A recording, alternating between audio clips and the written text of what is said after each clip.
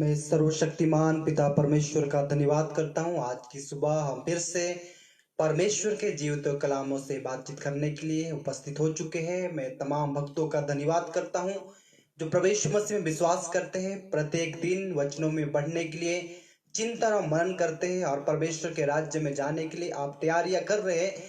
और वही तैयारी के साथ ही हम कुछ वचनों को आज विशेष सब्जेक्ट और विशेष विषय को लेके आपके बीच में हम उपस्थित हो चुके हैं। जितने लोग सुनेंगे, सुन रहे हैं, जितने लोग जुड़ेंगे, जुड़ रहे हैं, और बाद में जितने लोग ऑनलाइन चाहे आप रिकॉर्ड सुनिएगा, उन सभी को प्रभु यीशु मसीह के मधुर और सामर्थी नाम में जय मसीह की। यीशु मेरे साथ है, यीशु आपके साथ है। देखिए, हम वचन ग्रहण करते हैं, पर कई लोग आनंद से वचन ग्रहण कर लेते हैं, कई लोग समझते नहीं और वचन ग्रहण कर लेते हैं। इसलिए वो दुष्ट आता है और वो वचन को चोरी करके लेके जाता है कि कहीं हमारा उद्धार ना हो जाए। कई लोग ऐसे निर्णयों को लेते हैं कि हम यीशु के साथ चलेंगे, यीशु के साथ बढ़ेंगे और यीशु के अनुग्रह में हम बढ़ना चाहते हैं, परमेश्वर के साथ संगति करना चाहते हैं, परमेश्वर के लोग के साथ उठना और बैठना चाहते हैं। कई लोग इन बातों को निर्णय लेते हैं। जब वो प्रभु में आते हैं, उन्हें अच्छा लगता है, गीत गाना, आराधना करना, स्तुति करना अच्छा लगता है। पर बात में क्या होती है, बात में सब ठंडा पड़ जाता है। जिस प्रकार से एक नए विश्वासी प्रभु यीशु मसीह में बढ़ते हैं, कुछ समयों के बाद सब चीज ठंडा पड़ जाता है।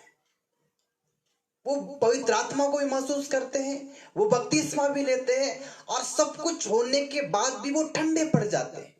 क्या कारण है? कई बार उन्हें प्रार्थना में, विनती में, वचन पढ़ने में मन नहीं लगता है। इसका क्या कारण है? क्योंकि आपको संसार से प्रभु यीशु मसीह ने बुलाए और चुन के प्रभु यीशु मसीह ने अलग किए, पवित्र आत्मा का दान दिए, आपने उसे सच्चा मान के बपतिस्मा भी लिया, डूब का बपतिस्मा लिया जैसे यीशु ने लिए यरदन नदी में। इस प्रकार आपने बपतिस्मा भी लिया, पर हम उसके साथ चल क्यों नहीं पाते?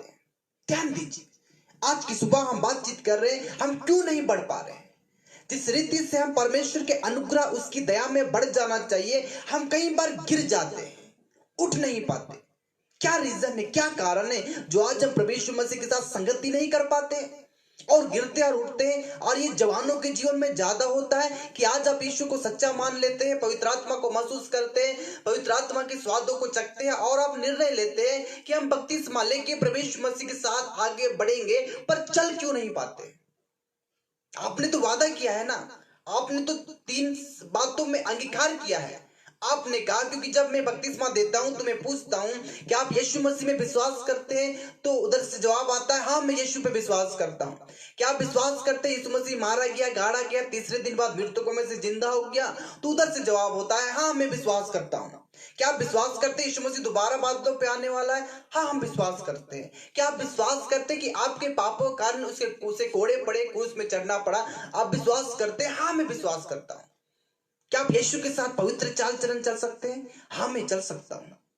ये सब बातों का निर्णय लेने के बाद आखिर ऐसी क्या बात रह गई जिसके कारण यीशु के साथ चलते चलते आज चलने को मन नहीं करता है?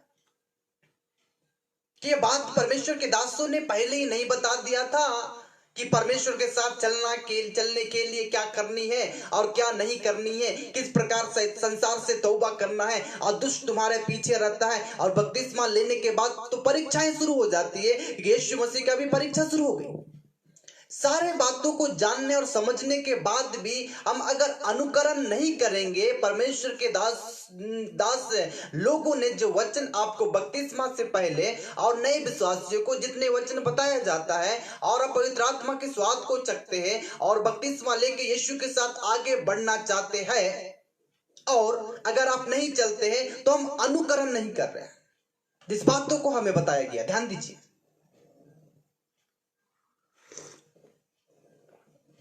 इस बातों को हमें बताया गया, ज्यादा कुछ करना नहीं है। बहुत कम समय में मैं आपको बताऊं, ज्यादा कुछ करना नहीं।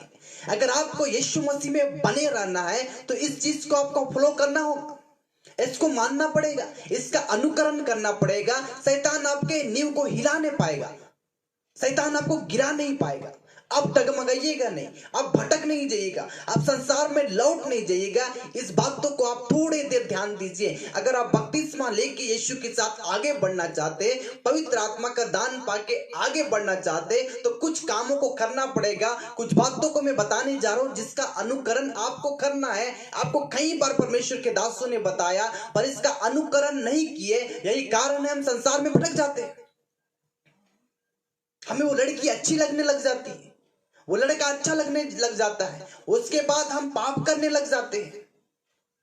पिक्चर में मन लगता है, संसारी गीतों में मन लगता है, मोबाइल में मन लगता है, टेलीविजन में ज्यादा मन लगता है, हॉल जाने का मन करता है, जो विश्वासियों को उचित नहीं है।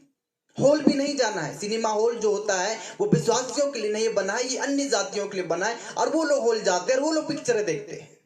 आपको पबजी गेम से अलग रहना है, टिकटॉक से अलग रहना है, सिंगार से अलग रहना है, दिखावटी बातों से अलग रहना है। ये सारे बातों को बताने के बाद आपको बपतिस्मा दिया जाता है, पर आप उसका अनुकरण नहीं करने के कारण आप संसार में फिर से लौट जाते हैं।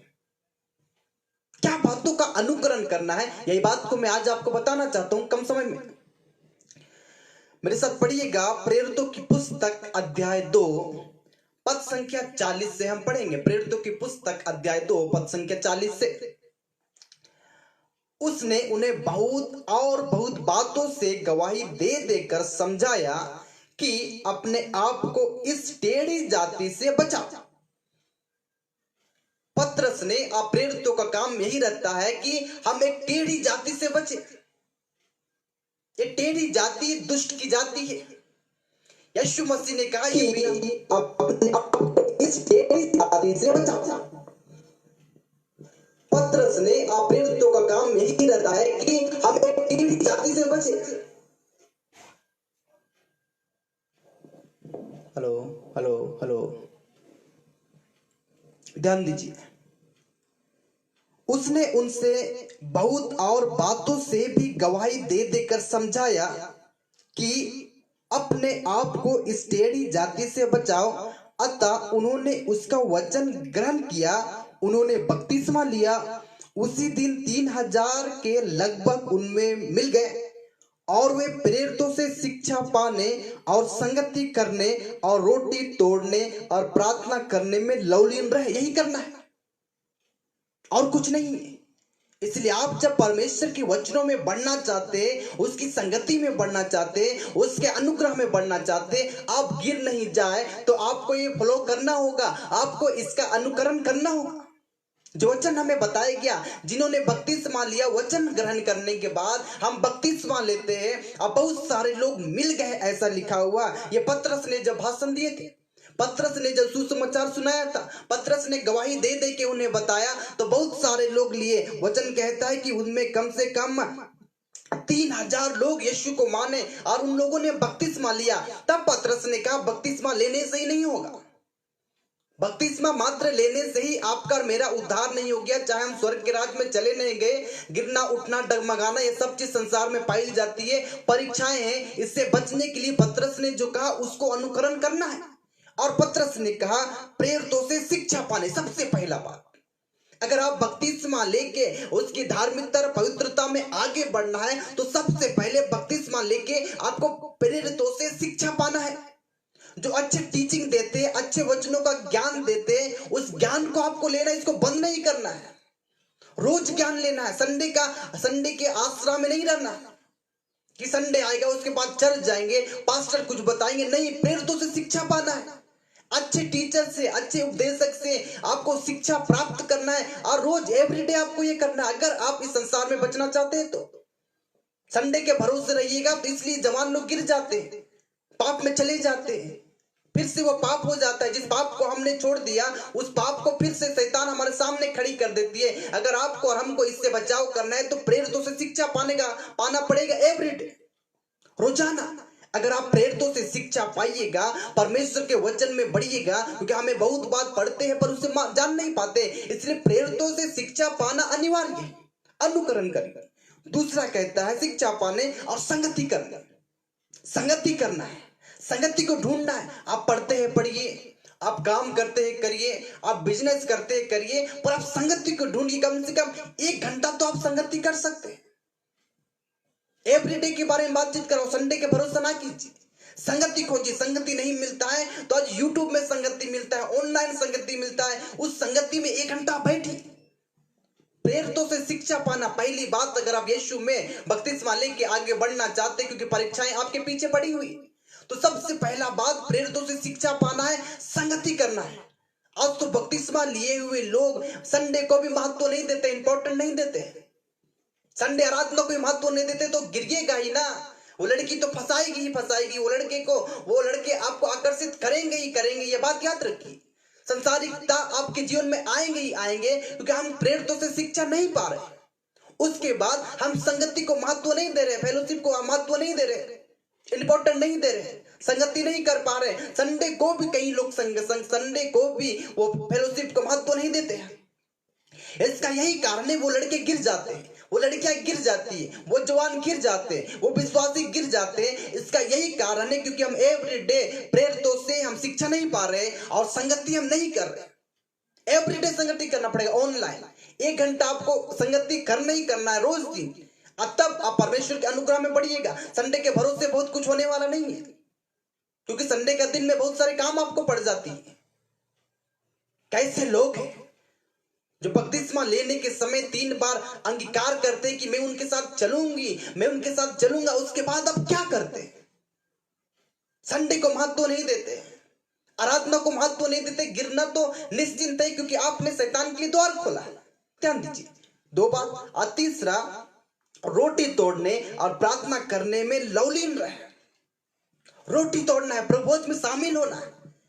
पहले वो लोग प्रेरित लोग नए नियम की कलीसिया एवरीडे रोज दिन वो लोग रोटियां तोड़ते थे, प्रभुभोज में शामिल होते थे। पर अभी ऐसा नहीं है, क्योंकि मन की तैयारियां नहीं है। इसलिए महीने में 1 बार परमेश्वर के देह और रक्त से हमें तृप्त होना चाहिए, पर प्रभुभोज को भी लोग महत्व नहीं देते। गिरना तो है, गिरना इसलिए क्योंकि पतरस ने जो कहा उस बातों का विश्वासी अनुकरण नहीं कर रहे हैं। बपतिस्मा लिए हुए लोग अनुकरण नहीं कर रहे हैं। अगर अनुकरण नहीं कीजिएगा तो गिरना तो पड़ेगा ही, क्योंकि पाप तो द्वार पर ही खड़ा है, उसका मुंह तो खुला हुआ है। कब फाड़ खाऊं ऐसा वो तो उसका मुंह खुला हुआ है, इसलिए ऐसे होती है। इसलिए अगर आप ये 4 बातों का ध्यान दीजिएगा, प्रेरितों से शिक्षा पाना, संगति करना, रोटी तोड़ना, प्रभुभोज खाना, और वचन कहता है प्रार्थना में लवलीन हो जाना। पौलुस ने कहा आत्मा से भी और बुद्धि से भी प्रार्थना करूं। आप अपने घर में घंटों अन्य भाषा बोलना चाहिए, 3-3 घंटे अन्य भाषा बोलना चाहिए, 1-1 घंटे अन्य भाषा बोलना चाहिए। कम से कम 1 घंटा तो आपको अन्य भाषा बोलना ही है।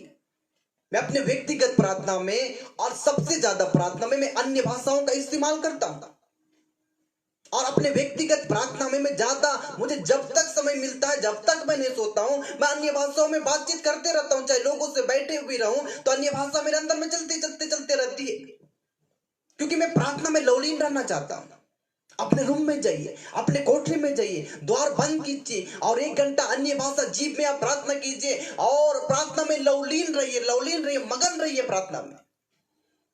अगर आप प्रार्थना में लवलीन रहिएगा ना, तो बाहर में बैंड बाजे बजेंगे, गाजे बजेंगे, और बारातियां आ जाएगी, उसका साउंड आपके कान में नहीं आएगा, क्योंकि आप प्रार्थना में लवलीन हो चुके हैं। और ये 4 लोगों के साथ मिलकर नहीं होता है, वो अकेले में लवलीनता को जानते हैं। आत्मीय लोगों के साथ बैठते हैं तो उसमें भी लवलीन हो सकते हैं। 4 बातों का अनुकरण करिए। अगर आप बपतिस्मा लेके यीशु के साथ आगे बढ़ना चाहते हैं तो 4 बातों का अनुकरण करना होगा। प्रेरितों से शिक्षा पाना होगा, संगति करना होगा, रोटी तोड़ना होगा, आप प्रार्थना में लवलीन होना पड़ेगा, तब आप परीक्षाओं से बच सकते हैं, क्योंकि परीक्षा आपके द्वार पे खड़ी है। अगर आप बचना चाहते हैं तो आज बपतिस्मा लेके कई लोग इसलिए पीछे हो गए, परमेश्वर के लोग इसलिए पीछे हो गए कि उसने पतरस की बातों को जो प्रेरितों में हम पढ़ पाते उसका अनुकरण नहीं करते। मगर आपको 10 लोग बता देते, बताने के बाद भी इसका अनुकरण नहीं करने के कारण क्या होता है, एक ना एक दिन हम पाप में गिर जाते हैं, उस लड़की से फंस जाते हैं, उस लड़के से फंस जाते हैं, फिर से शराब पीने लग जाते हैं, फिर से गालियां देने लग जाते हैं, फिर से सिनेमा हॉल जाते हैं, फिर से पबजी का गेम डाउनलोड करते हैं, फिर से गूगल में सर्च करते हैं, और जो नहीं देखना चाहिए, नहीं सुनना चाहिए, नहीं कहना चाहिए वो कर देते हैं। मगर बपतिस्मा ले लिए जिस वक्त आपने लिया, तो आपने बपतिस्मा लेने के द्वारा सारा पाप तो मिट गया। इसके बाद तो पाप नहीं होना चाहिए। पाप इसलिए होती है कि 4 बातों का अनुकरण नहीं किया जाता है। प्रेरितों से शिक्षा पाना, संगति करना, रोटी तोड़ना और प्रार्थना में लवलीन होना, ये 4 बातों का अनुकरण कीजिएगा, तब ना आप स्थिर रहिएगा। आज पवित्र आत्मा का दान पाने के बाद, बपतिस्मा लेने के बाद कलीसिया विश्वासी कई जवान इसलिए स्थित नहीं है क्योंकि उसने इन 4 बातों का अनुकरण नहीं किया जो बपतिस्मा लेने के बाद बपतिस्मा लेने की बात की एक क्रिया है। बपतिस्मा लेने के बाद इस चीज को हमें मानना है, इसका अनुकरण करना है। इसलिए बपतिस्मा से पहले और बपतिस्मा के बाद बहुत सारी चीज बदल जाती है। प्रार्थना में लवलीन होना है, रोटी तोड़ना है, संगति करना है, अब प्रेरितों से शिक्षा पाना है। मेरे प्रिय, आप एकदम 100% शैतान की चालाकियों से बच जाइएगा, उसकी परीक्षाओं से बच जाइएगा। आप धार्मिकता और पवित्रता में चलिएगा कब? जब इस 4 बातों का हम अनुकरण करेंगे। ध्यान दीजिए, परमेश्वर मसीह के अनुग्रह, परमेश्वर की दया में बढ़ने के लिए आपको प्रेरितों से शिक्षा पाना ही होगा, संगति करना ही करना होगा, रोटी तोड़ना ही होगा, प्रभुत्व में शामिल होना ही पड़ेगा और प्रार्थना में लवलीन होना पड़ेगा। पहले बहुत बहाना था, बाइबल पढ़ने की समय नहीं मिलती है, प्रार्थना करने की समय नहीं मिलती है, अब तो अपना घर ही जेल बन गया। अब क्या बहाना है?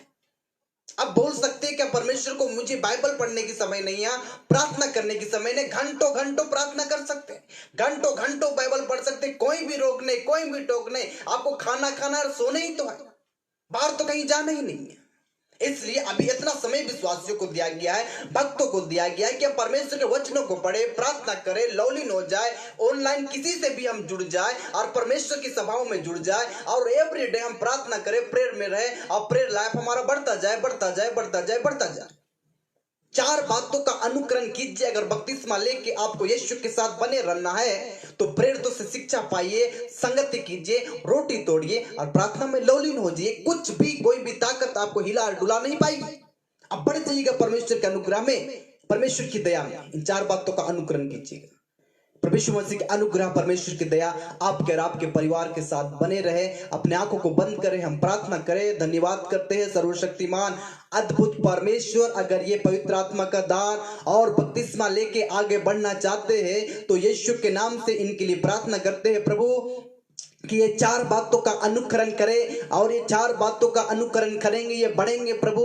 इसलिए 4 बातों को आज अपने डायरी में लिख लीजिए, नोट कीजिए और ये 4 बातों को एवरीडे रोज कीजिए और महीने में एक बार प्रभु भोज में शामिल होइए। आप और आपके परिवार उद्धार के मार्ग में चलेंगे और एक दिन ऐसा होगा हम जीवन के पेड़ के सामने खड़े हो जाएंगे और उस स्वर्ग लोक में जो जीवन की पेड़ है फल खाने को मिलेगा। जो जय पाए उसे सफेद वस्त्र पहनाया जाएगा, वो अपने सिंहासन में बैठाएंगे। बहुत सारे बातें मेरे प्रियो जो हमने बाइबल में पढ़ा है। अगर हमें परमेश्वर के राज्य में संसार में स्थित रहना है तो ये 4 बातों का अनुकरण करना पड़ेगा। सुनने वाले के आत्मिक कान, आत्मिक हृदय प्रभु यीशु मसीह के नाम से खुल जाए और ये नित्य प्रभु के अनुग्रह, परमेश्वर की दया में बढ़ते जाए। जितने सुने और सुनेंगे वो सब उनके परिवार प्रभु यीशु मसीह के नाम से बहुतायत की आशीष पाए। मैं प्रभु का दास होने के नाते सुनने वालों को यीशु के नाम से आशीष देता हूं। मैं आपका धन्यवाद करता हूं, विनती यीशु के नाम से मांगता हूं, आमीन।